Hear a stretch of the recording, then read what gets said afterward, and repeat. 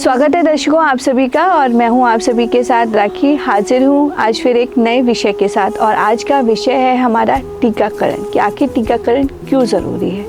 और जैसा कि हम सभी जानते हैं कि 24 से 30 अप्रैल तक विश्व टीकाकरण सप्ताह मनाया जाता है। तो आज हम टीकाकरण के महत्व को, उद्देश्य को और डिटेल में जानेंगे। और आज के कार्यक्रम के हमारे खास मेहमान हैं doctor Upendra Kumar, district immunization officer. तो सर आपका बहुत बहुत स्वागत है। ठीक, थैंक यू, नमस्कार। तो सर सबसे पहले तो आपसे यही जानना चाहेंगे कि टीकाकरण, जैसा कि अभी हम 24 से 30 अप्रैल तक जो है विश्व टीकाकरण सप्ताह मनाने जा रहे हैं, तो इसको मनाने का उद्देश्य क्या है?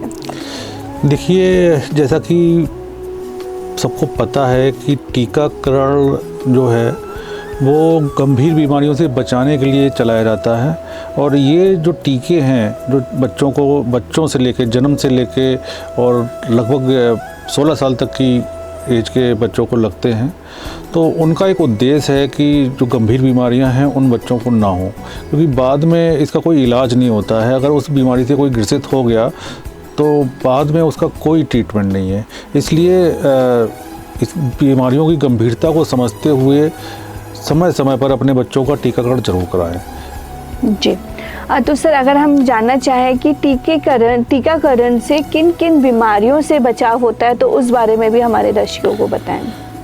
बिल्कुल, टीकाकरण 11 गंभीर बीमारियों से बचाने के लिए किया जाता है। तो बच्चे के जन्म पे, सबसे पहले हम बच्चे के जन्म पे उसको BCG जो कि टीबी की बीमारी से बचाता है, उसका टीका देते हैं। उसके साथ साथ हेपेटाइटिस B जो वायरल डिसीज़ है उसका टीका देते हैं, और ओरल पोलियो, ये हम एट बर्थ ये डोज देते हैं। तो ये 3 गंभीर बीमारियों से बचाते हैं। उसके बाद हम लोग 6 सप्ताह, 10 सप्ताह और 14 सप्ताह पर देते हैं, जिसमें हम 6 सप्ताह पे पेंटावैलेंट की first dose, oral polio, rota virus और न्यूमोकोकल वैक्सीन देते हैं। पेंटावैलेंट में 5 टाइप की वैक्सीन होती है: डिप्थीरिया, पर्ट्यूसिस और टेटनस, हेपेटाइटिस और हिब इन्फ्लुएंजा। ये 5 तरह की वैक्सीन से बचाव करता है। तो इसके 3 खुराकें दी जाती हैं, 6 सप्ताह पे, 10 सप्ताह पे और 14 सप्ताह पे। बीच में पोलियो की फ्रिक्शनल डोज, पोलियो इंजेक्शन की फ्रिक्शनल डोज हम 2 डोज देते हैं, जो 6 सप्ताह और 14 सप्ताह में देते हैं। इसके बाद 9 महीने से लेकर 12 महीने के बीच में हम मीजल्स और रूबेला की वैक्सीन देते हैं, और 16 से 18 महीने पे इसका हम बूस्टर देते हैं। फिर 5 साल पे देते हैं DPT बूस्टर। फिर हम लोग TD की वैक्सीन देते हैं 10 साल और 16 साल पे। अभी हमारे इस प्रोग्राम में एक नई वैक्सीन और जोड़ी गई है, जो HPV है, एक वायरल डिसीज कार्सिनोमा के बचाव करती है, ह्यूमन पेपिलोमा वायरस से बचाती है। HPV वैक्सीन भी इसमें इंक्लूड की गई है, जो हम 14 साल से 15 साल की बच्चियों को देते हैं। जी, बहुत बहुत धन्यवाद सर, हमें इतने अच्छे से बताया आपने कि कब कौन सा टीका लगाया जाता है। तो क्या ये जो टीके हैं ये सभी स्वास्थ्य केंद्रों पे, सरकारी अस्पतालों में, हर जगह उपलब्ध है, मतलब लोगों की पहुंच में हैं ये टीके? बिल्कुल, जैसे कि हम आपको बताना चाहूँगा कि देहात क्षेत्र में हमारे 15 CSC हैं। 15 CSC के अंतर्गत जितने भी गांव आते हैं उनका सबका माइक्रो प्लान बनता है, उनका रोस्टर बनता है। 1000 की पॉपुलेशन पर एक सत्र निर्धारित होता है, और वो सत्र हर माह किया जाता है। तो जो हमारी गांव में आशा बहन होती हैं, उनके माध्यम से वो बच्चों की ड्यू लिस्ट तैयार की जाती है कि किस बच्चे को कब कौन सा टीका लगना है, तो उनकी ड्यू लिस्ट में आता है, और वो ANM हमारी निर्धारित समय पर वहाँ पे जाती है, और उन बच्चों को आशाओं के द्वारा, आंगनबाड़ी के द्वारा बुलाया जाता है, और उस बच्चे को वैक्सीन दी जाती है। जी बिल्कुल। सर अगर मैं भारत में टीकाकरण की स्थिति जानना चाहूँ, तो अभी हमारे इंडिया में क्या स्थिति है? टीकाकरण में हम लोगों ने लगातार बहुत सुधार किया है। जहां हमारा 33%, 34% क्षेत्र में वैक्सीनेशन रहता था, आज हम लोग लगभग 80% वैक्सीनेशन पे पहुंच गए हैं।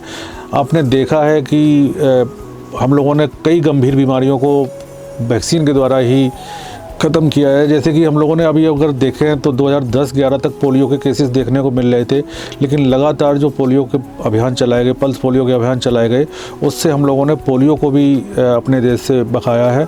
और अब जो देखा है कि आपके आसपास या कहीं जान पहचान में जो बच्चे पहले लकवाग्रस्त हो जाते थे, हैंडीकैप हो जाते थे, आज वो स्थिति देखने को नहीं मिलती है। तो एक बहुत बड़ी उपलब्धि है, टीकाकरण के द्वारा ही हम लोगों ने ऐसी गंभीर बीमारियों को ख़त्म किया है। जी बिल्कुल। सर ये भी जानना चाहूँगी, क्या बच्चों के अलावा बड़ी उम्र के लोगों को भी टीकाकरण किया जाता है, या कुछ ऐसी बीमारियां जिससे उन्हें सिक्योर किया जाता है, बुजुर्गों को या मिड एज में? नहीं, हमारे यहाँ तो ये जो पीडियाट्रिक ग्रुप के बच्चे हैं और फिर एल्डर एज में 10 साल और 16 साल तक ही हम लोग वैक्सीनेशन कराते हैं। जी, यहाँ पर सर फीमेल्स को भी इंक्लूड किया गया है, जो गर्भवती महिलाएं हैं उनको भी कुछ वैक्सीनेशन दिया जाता है ड्यूरिंग द प्रेगनेंसी? बिल्कुल, बहुत अच्छा सवाल आपने किया है जी।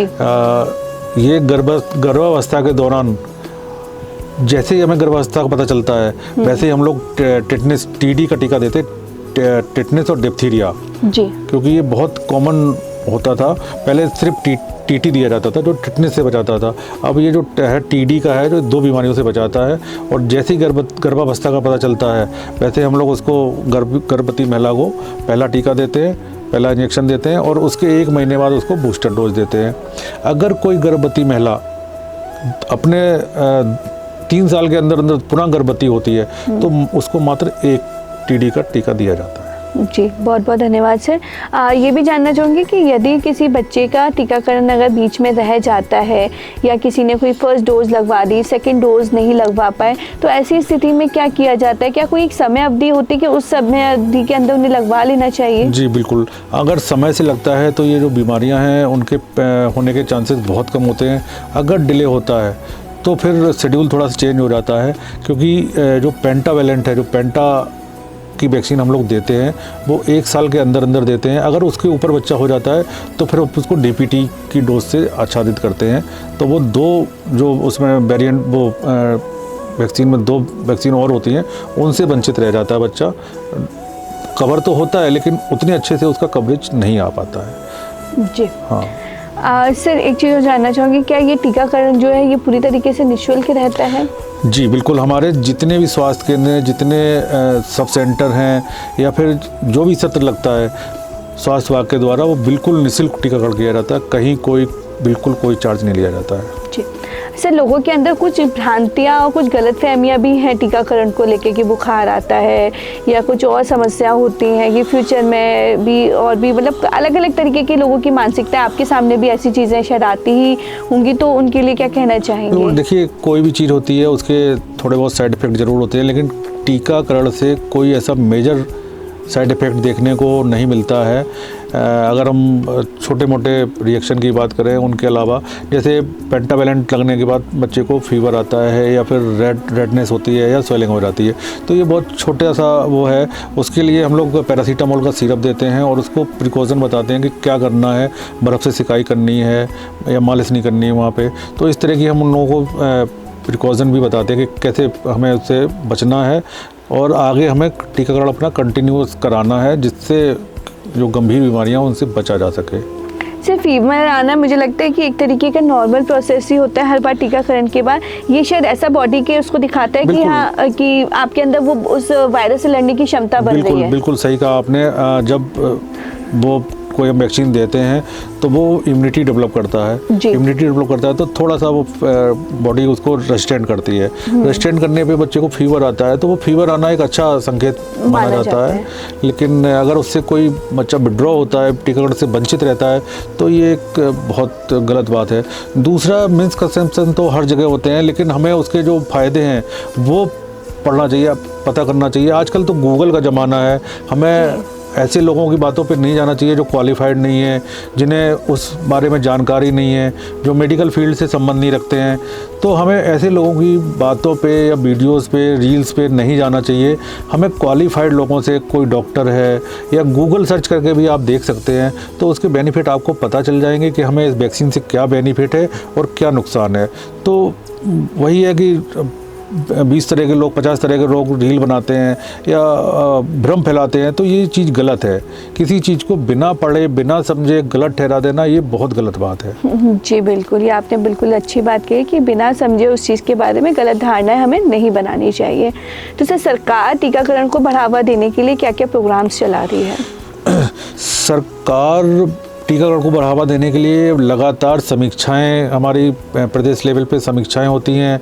आजकल इतना डिजिटल हो गया है कि यूविन पोर्टल के माध्यम से एक एक बच्चे को हम ट्रैक कर पाते हैं। पॉपुलेशन के अकॉर्डिंग कितना टारगेट होता है, ये पूरा सब डेटा गवर्नमेंट के द्वारा आता है, और उस पर कितना हम लोग कवर कर रहे हैं, कितना कवरेज है हमारा, ये यूविन पोर्टल के माध्यम से, HMI पोर्टल के माध्यम से, और फिजिकली काउंट, जो मैनुअल काउंट के हिसाब से ये लगातार हमारे पास आता है। तो हम उस पर अपने नीचे स्तर पे, ब्लॉक स्तर पे समीक्षा करते हैं, और हम लोगों की जो समीक्षा है वो स्तर प्रदेश लेवल से बराबर की जाती है इसमें। जी, बहुत बहुत धन्यवाद सर हमारे साथ जुड़ने के लिए और टीकाकरण के बारे में इतना सारा हमें बताने के लिए। बस मैं चाहूँगी कि अंत में हमारे दर्शकों को एक संदेश भी आप ज़रूर दें। मैं सभी से अपील करना चाहूँगा कि अपने बच्चों का टीकाकरण ज़रूर कराएं। 1 साल तक के बच्चों का और 1 साल से 2 साल तक के बच्चों को फुली इम्यूनाइज, कंप्लीट इम्यूनाइज ज़रूर करवाएं। अगर आप अपने बच्चों को टीकाकरण करवाते हैं तो हम जो बताया आपको, जैसे कि 11 बीमारियों से बचाव किया जा सकता है। और इससे एक बहुत अच्छा फ़ायदा ये है कि जो पैसा आपका बच्चे की बीमारी के बाद खर्च हो रहा है, आपका आर्थिक नुकसान हो रहा है, आपका शारीरिक फिजिकली एक्टिविटी भी कम हो रही है, तो वो आपका कम हो जाएगा। बच्चा अगर कहीं आपका पढ़ रहा है तो उसके एजुकेशन में भी ब्रेक नहीं आएगा, वो अच्छे से पढ़ेगा, अपनी पढ़ाई कंप्लीट करेगा। आप कहीं काम कर रहे हैं तो आपका काम भी हैम्पर नहीं करेगा, आप अपने काम पे जा सकेंगे। तो अगर ये शुरू में 2 साल अपने बच्चे का टीकाकरण सही से करा लेंगे तो बहुत सारी समस्याओं से आप निजात पा सकेंगे और बच्चे के भविष्य के लिए बहुत अच्छा होगा। डॉक्टर साहब, एक चीज़ और जानना चाहूँगी आपसे कि जैसे कि अभी हम लोग विश्व टीकाकरण सप्ताह मना रहे हैं, तो क्या इसके अंतर्गत आपके भी कोई प्रोग्राम या कुछ एक्टिविटीज़, कुछ फील्ड एक्टिविटीज़ भी आप लोग कर रहे हैं? जी बिल्कुल। 20 अप्रैल से और 30 अप्रैल तक स्कूल बेस्ड TD अभियान हमारा चलेगा, जिसमें हम लोग 10 साल और 16 साल के बच्चों को, लड़के और लड़कियों को कवर करेंगे, जिसमें हम टेटनस और डिप्थीरिया का टीका बच्चों को स्कूल में निःशुल्क उपलब्ध कराएंगे। इसके तहत ही हमारे बीच में और अभियान भी चलते रहते हैं। जैसे अभी 1 महीने पहले हम लोगों ने मीजल्स रूबेला का अभियान चलाया था, वो भी स्कूल बेस्ड था। उसमें भी हम लोगों ने स्कूल की लाइन लिस्टिंग करके, माइक्रो प्लान बना के स्कूलों में जाके 1 साल से 5 साल तक के बच्चों को, नहीं, क्लास 1 से लेके क्लास 5 तक के बच्चों को, यानी कि 5 साल से लगभग 10 साल तक के बच्चों को टीकाकरण किया था और बहुत अच्छा कवरेज रहा था। लगभग 1,20,000 बच्चों को हमने इसमें मीजल्स रूबेला की डोज दी थी, जिससे आने वाले समय में ये बीमारी फैलने का खतरा कम रहेगा। जी, बहुत बहुत धन्यवाद सर यहाँ आने के लिए और इतनी महत्वपूर्ण जानकारी हमारे साथ साझा करने के लिए। Thank you. तो श्रोताओं, तो दर्शकों, आज के लिए बस इतना ही। फिर मिलेंगे आप सभी से ऐसी किसी नई जानकारी के साथ और किसी नए मेहमान के साथ। तब तक आप सभी लोग स्वस्थ रहें, मस्त रहें और साथ ही बने रहिए हमारे साथ ब्रजवाणी के YouTube चैनल पर। नमस्कार।